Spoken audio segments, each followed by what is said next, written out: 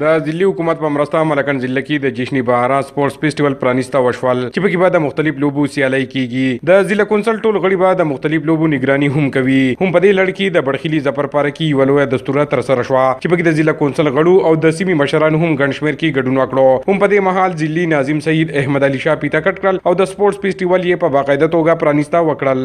دا زمونږ باندې فرض جوړیږي چې موږ په کار دی زمونږ خپل نوجوان کله خپل یوت له داسې موقع موږ ورکو چې هغه اصلاحیتونه چې کوم دي هغه اوبراو شي، هغه مخکې ته راشي.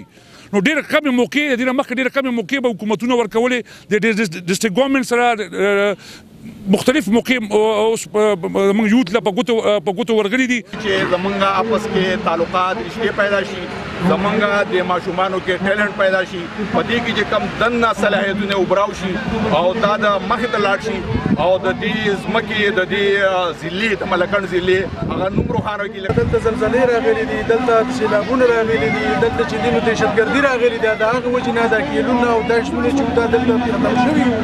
نو زمونږ د دې ټورنمنټ سره چې دی نو د بړخیلي ظفر پارک دا رونق چې دی دا بیا دوباره شو. د سپورتس فیسټیوال په وړاندې ورځ د بړخیلي او خار ترمنځ د کرکټ میچ وشو. د خار ټیم وړاندې لوبه وکړل او په مقرر شوي لس ورونو کې یې اتیا رنزونه جوړ کړل چې په جواب کې د بړخیلي ټیم لوبغاړو د میدان په اړه لوبه وکړل او هدف یې په څلور ورونو کې سر کړو. عمران زریاب، خیبر نیوز، بټخیله، مالکان.